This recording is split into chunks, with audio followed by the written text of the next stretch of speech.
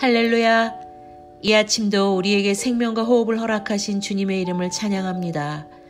오늘도 주님의 임재로 충만한 하루 되시기를 간절히 소망합니다. 5월 27일 목요일 아침 예배를 주님께 올려드립니다. 다 함께 사도신경으로 신앙을 고백하겠습니다.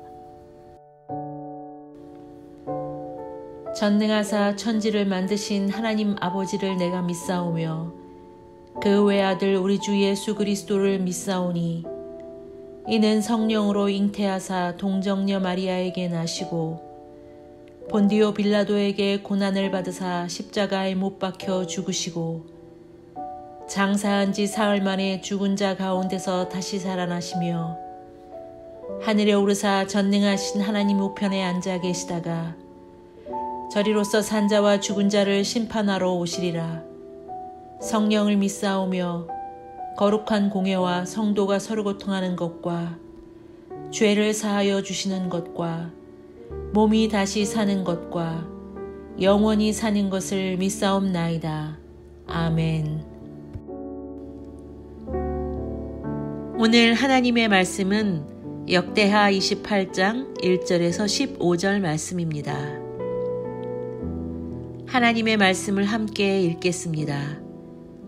아하스가 왕위에 오를 때 나이가 20세라 예루살렘에서 16년 동안 다스렸으나 그의 조상 다윗과 같지 아니하여 여호와 보시기에 정직하게 행하지 아니하고 이스라엘 왕들의 길로 행하여 바알들의 우상을 부어 만들고 또 흰놈의 아들 골짜기에서 분향하고 여호와께서 이스라엘 자손 앞에서 쫓아내신 이방 사람들의 가증한 일을 본받아 그의 자녀들을 불사르고 또 산당과 작은 산 위와 모든 푸른 나무 아래에서 제사를 드리며 분향하니라.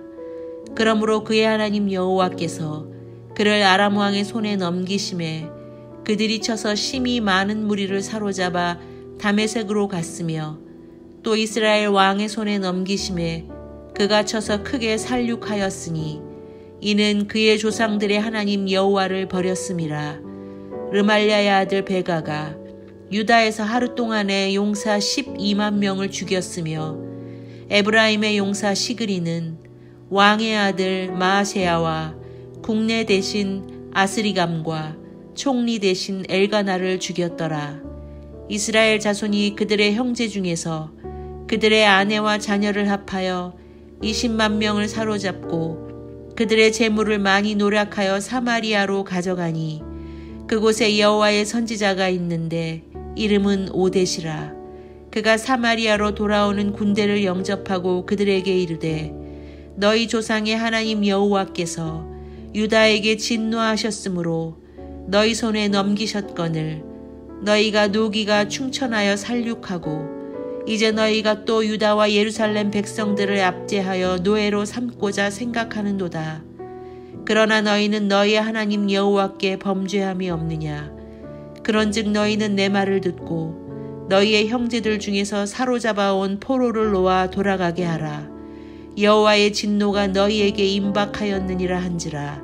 에브라임 자손의 우두머리 몇 사람 곧 요하난의 아들 아사랴와 무실레못의 아들 베레가와 살룸의 아들 여이스기야와 하들레의 아들 아마사가 일어나서 전장에서 돌아오는 자들을 막으며 그들에게 이르되 너희는 이 포로를 이리로 끌어들이지 못하리라. 너희가 행하는 일이 우리를 여호와께 허물이 있게 함이니 우리의 죄와 허물을 더하게 함이로다. 우리의 허물이 이미 커서 진노하심이 이스라엘에게 임박하였느니라 하매 이에 무기를 가진 사람들이 포로와 노략한 물건을 방백들과 온 회중 앞에 둔지라. 이 위에 이름이 기록된 자들이 일어나서 포로를 맞고 노략하여 온 것 중에서 옷을 가져다가 벗은 자들에게 입히며 신을 신기며 먹이고 마시게 하여 기름을 바르고 그 약한 자들은 모두 나귀에 태워 데리고 종려나무 성 여리고에 이르러 그의 형제들에게 돌려준 후에 사마리아로 돌아갔더라. 아멘. 오늘 말씀 28장은 아하스 왕에 대해 기록하면서 특히 그가 저지른 죄를 나열하며 말씀은 시작됩니다. 오늘 본문은 두 부분으로 나뉘는데 하나는 우상 숭배로 인신제사까지 일삼는 아하스 왕의 통치가 아람과 이스라엘의 공격에 무참히 패배한 사실을 말하는 것과 오뎃의 예언을 따르는 사람들이 하나님의 뜻을 깨닫고 유다의 포로를 대접하여 다시 돌려보낸 사건으로 말씀하고 있습니다. 오늘 본문 1절에서는 아하스 왕이 그의 조상 다윗의 길을 벗어나 하나님 앞에서 심히 악하게 행했다고 말합니다. 여기서 다윗의 길이라는 것은 하나님이 유다 왕들을 평가하는 기준이었습니다. 아하스는 북이스라엘의 왕들을 쫓아 우상을 숭배했습니다. 3절 말씀에서 그는 하나님이 가증히 여기시는 타락한 일들을 일삼았고 심지어 자신의 자녀들을 우상의 제단 위에서 불태워 죽이는 인간으로서 할 수 없는 죄악들을 저질렀던 것입니다. 그리고 그는 4절 말씀에 모든 산당과 나무 아래에서 우상을 숭배하고 분향하는 일에 적극적이었다고 말합니다. 하나님이 유다 왕들에게 원하시는 것은 다윗의 길을 쫓는 삶이었습니다. 다윗의 길은 다름 아닌 하나님의 언약을 기억하고 그분의 말씀에 온전히 순종하는 것이었습니다. 아하스는 어리석게도 믿음의 길을 버리고 타락한 이방 민족들처럼 하나님 앞에서 악하게만 살았고 결국 그의 타락은 하나님의 무서운 심판을 불러올 뿐이었습니다. 하나님은 아하스를 죄에서 돌이키게 하기 위해 그를 아람 왕의 손에 넘기시고 많은 백성의 희생과 포로로 끌려가는 것을 허락하셨던 것입니다. 오늘 말씀 5절에 아하스의 통치 초기에 아람과 북이스라엘은 서로 동맹하여 유다를 침공합니다. 이들은 유다를 크게 살육하고 많은 사람을 포로로 잡아갔다고 하면서 6절 말씀에 그때 북이스라엘의 왕 베가가 하루 동안 죽인 유다의 용사의 수만 12만 명이라고 말합니다. 그리고 이에 그치지 않고 7절 말씀에 북이스라엘의 시그리는 왕의 아들과 신복들 그리고 그의 총리 대신까지 죽이고 8절 말씀에 20만 명이나 되는 포로들을 사마리아로 잡아갔다고 말합니다. 아하스가 하나님의 언약을 떠나지 않고 다윗의 길을 걸었더라면 일어나지 않았을 이 참극은 결국 한 사람의 죄악 때문에 나라 전체를 멸망으로 치닫게 만들었던 것입니다. 잘못된 선택은 혹독한 대가를 요구합니다.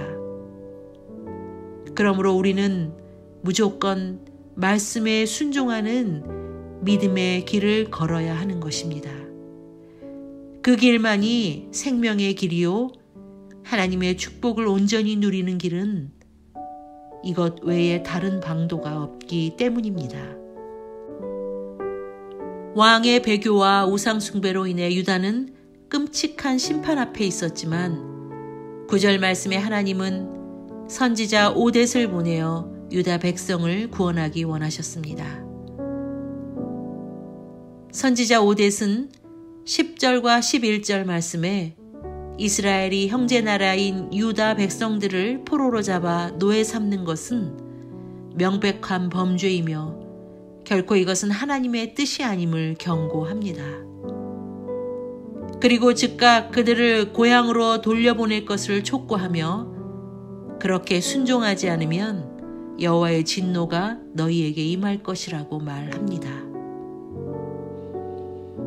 그러자 선지자 오뎃의 말씀을 듣고 그에 동의한 북에브라임의 지도자들은 12절과 14절 말씀에 군대를 막아서서 유다 포로들을 더 이상 끌어들이지 말라고 하며 이는 우리의 죄와 허물을 더할 뿐이라고 말합니다. 그러자 이스라엘의 군사들은 포로들과 전리품들을 회중 앞에 두고 하나님 음성 앞에 순종합니다. 그들은 오뎃의 권유를 받아들였고 지금의 모든 일에 자신의 허물로 인해 하나님이 진노하고 계심을 깨달았던 것입니다. 15절 말씀에 에브라임의 지도자들은 포로들을 돌보아주고 벗은 자에게 옷을 입히고 그들에게 신과 음식을 주었다고 말합니다. 그리고 그들은 그들의 상처를 치료해주며 노약자들을 나귀에 태워 모든 포로들을 그 가족들에게 넘겨준 후에 사마리아로 돌아갔다고 말합니다. 마치 이는 누가복음 10장의 선한 사마리아인의 비유처럼 생각지도 못했던 사람들에 의해 회개하고 순종하는 은혜를 경험하게 하신 것입니다. 공의의 하나님은 아하스의 죄를 물어 유다를 심판하셨지만 유다에게 긍휼을 베풀기를 잊지 않으셨던 사랑의 하나님은 유다의 극심한 패역에도 불구하고 창세기 15장 5절의 말씀처럼 믿음의 조상들과 맺으신 언약만큼은 포기하지 않으셨던 것입니다. 사람들은 끊임없이 또한 고집스럽게도 하나님의 약속을 잃어버리고 소홀히 여깁니다. 그러나 신실하신 하나님은 우리가 잊고 있던 이 약속을 절대 잊지 않으시며 그 약속을 끝까지 지키시는 분이십니다. 그러므로 우리가 붙들어야 하는 것은 그분의 말씀이며 그분의 약속뿐인 것입니다. 오늘 우리는 11절과 13절 말씀에 더욱 집중하기 원합니다. 그런즉 너희는 내 말을 듣고 너희의 형제들 중에서 사로잡아온 포로를 놓아 돌아가게 하라. 여호와의 진노가 너희에게 임박하였느니라 한지라. 그들에게 이르되 너희가 행하는 일이 우리를 여호와께 허물이 있게 함이니 우리의 죄와 허물을 더하게 함이로다. 하나님은 이처럼 징계의 순간에도 죄인들을 향해 자비를 거두지 않으시는 분이십니다. 하나님은 죄인된 우리에게도 이와 같은 동일한 은혜를 주십니다. 우리가 마땅히 심판받아야 할 죄인임에도 불구하고 주님은 예수 그리스도를 통한 구원의 은혜를 우리에게 베풀어 주셨습니다. 이는 정말 감당치 못할 은혜이며 감사한 일입니다. 하나님이 만약 모든 자비를 거두시고 죄에 대한 심판만 우리에게 내리셨다면 이 세상에서 구원받을 사람은 아무도 없었을 것입니다. 이는 로마서 3장 10절 말씀에 기록된 바 의인은 없나니 하나도 없다고 말씀하셨기 때문입니다. 하나님의 은혜는 변함이 없습니다. 아하스는 하나님을 버렸지만 하나님은 여전히 그의 조상들의 하나님 여호와이셨습니다. 우리가 죄에서 돌이켜 다시금 거룩한 자리로 설 수 있도록 그분은 우리를 날마다 찾아오시고 간섭하십니다. 그러므로 시편 139편 23절과 24절 말씀에 하나님이여 나를 살피사 내 마음을 아시며 나를 시험하사 내 뜻을 아옵소서. 내게 무슨 악한 행위가 있나 보시고 나를 영원한 길로 인도하소서 라고 말씀하신 것처럼 우리도 다윗처럼 우리를 살피고 우리의 죄악이 무엇인지 알려달라고 기도할 수 있어야 하는 것입니다. 하나님의 간섭하심과 징계가 없으면 사실 이는 하나님의 자녀가 아닌 것입니다. 히브리서 12장 8절 말씀 징계는 다 받는 것이거늘 너희에게 없으면 사생자요 친아들이 아니니라 라고 말씀하셨듯이 죄를 깨닫고 징계를 받는다는 것은 하나님이 우리를 자녀로 대하신다는 증거이기 때문입니다.